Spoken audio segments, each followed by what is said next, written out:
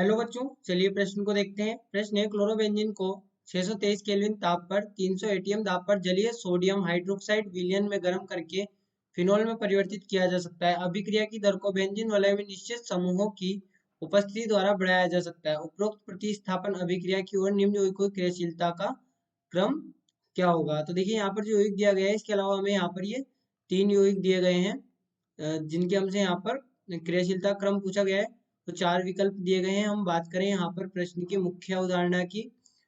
मुख्य अवधारणा अवधारणा तो देखिए, ये जो यहाँ पर अभिक्रिया होती है, ये होती है AR-SN2 क्रियाविधि द्वारा। AR-SN2 क्रियाविधि द्वारा, जिसमें कि जो क्रियाशीलता समानुपाती होती है कार्बनायन के स्थायित्व के। कार्बनायन का स्थायित्व। वहीं पर यदि हम क्रियाशीलता की बात करें कि क्रियाशीलता यहाँ पर समानुपाती होगी -m या -i समूह ऑर्थो व पेरा स्थिति पर हो। तो देखिए, सबसे पहले हम यहाँ पर जो दिया गया पहला यौगिक है, इसकी जब बात करेंगे, यहाँ पर ये लगा हुआ है क्लोरीन और यहाँ पर लगा है NO2। वहीं पर यदि हम सेकेंड यौगिक की बात करेंगे, तो सेकेंड यौगिक पर क्लोरोबेंजीन और इस पर ऑर्थो और पेरा स्थिति पर लगा हुआ है NO2। वहीं पर यदि हम थर्ड यौगिक की बात करें, तो थर्ड यौगिक हमारे पास में क्या होगा? यहाँ पर हमने बनाया क्लोरोबेंजीन, इस पर ऑर्थो और पेरा स्थिति पर लगा हुआ है NO2। तो अब देखिए यहाँ पर क्या होता है कि जो हमारे पास में ये वाला यौगिक दिया गया है, फर्स्ट वाला, यहाँ पर जो हमें अभिक्रिया के दौरान जो यौगिक दिया गया है, इस यौगिक के लिए हमें 623 केल्विन तापमान और 300 एटीएम दाब की जरूरत पड़ रही है। वहीं पर यदि हम फर्स्ट यौगिक की बात करें, इस वाले यौगिक की, तो इस पर क्या है? NO2 समूह। NO2 समूह का पावर होता है -m। यहाँ पर -m पेरा स्थिति पर ये दर्शाएगा।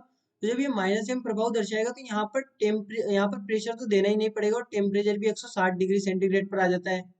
वहीं पर यदि हम बात करें सेकंड यौगिक की, तो सेकंड यौगिक में देखिए, और पेरा स्थिति पर और ऑर्थो स्थिति पर, दोनों स्थिति पर NO2 लगा। हमने क्या कहा कि क्रियाशीलता अधिक होती है, जबकि -m या -i वाला समूह कहाँ लगा? ऑर्थो या पेरा स्थिति पर। तो यहाँ पर तो केवल पेरा स्थिति पर लगाए, यहाँ ऑर्थो और पेरा दोनों स्थिति पर लगाए, तो यहाँ पर टेम्परेचर और भी कम हो जाता है, 60 डिग्री पर ही अभिक्रिया हो रही होती है। अब थर्ड यौगिक में देखिए, तो यहाँ पर देखिए, दोनों ऑर्थो स्थिति पर और एक पेरा स्थिति जो है उस पर, तीनों पर यहाँ पर -m वाले समूह लगे हैं। तो यहाँ पर टेम्परेचर आया था 25 डिग्री सेंटीग्रेड पर। तो अब देखिए, शुरुआत में हमें कितने टेम्परेचर की आवश्यकता पड़ रही थी, और यहाँ पर लगभग हमें बहुत ज्यादा टेम्परेचर देना पड़ रहा था। लेकिन जब जैसे जैसे यहाँ पर NO2 समूह बढ़ा, यानी कि NO2 समूह ऑर्थो पेरा स्थिति पर यहाँ पर लगाए गए, तो उनकी क्रियाशीलता बढ़ गई, क्योंकि ये कार्बेनायन का यहाँ पर जो कार्बेनायन बनेगा उसको ये स्थायित्व प्रदान करेंगे। जो -m या -i प्रभाव वाले प्लस को बढ़ाते हैं, तो ये कार्बेनायन का यहाँ पर जो चार्ज होता है, चार्ज को कम करते हैं कार्बेनायन चार्ज को। तो कार्बेनायन का जो स्थायित्व है, स्थायित्व यहाँ पर बढ़ता जाता है।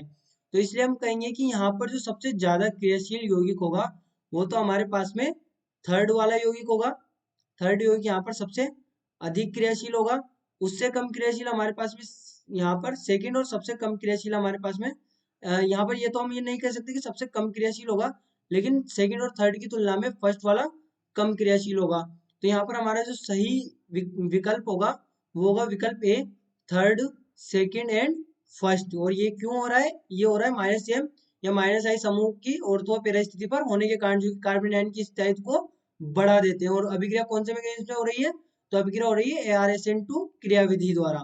तो हमारा यहाँ पर विकल्प फर्स्ट या विकल्प ए जो है वो बिल्कुल सही उत्तर होगा। तो बच्चों, आशा करते हैं आपको प्रश्न समझ आया होगा। धन्यवाद।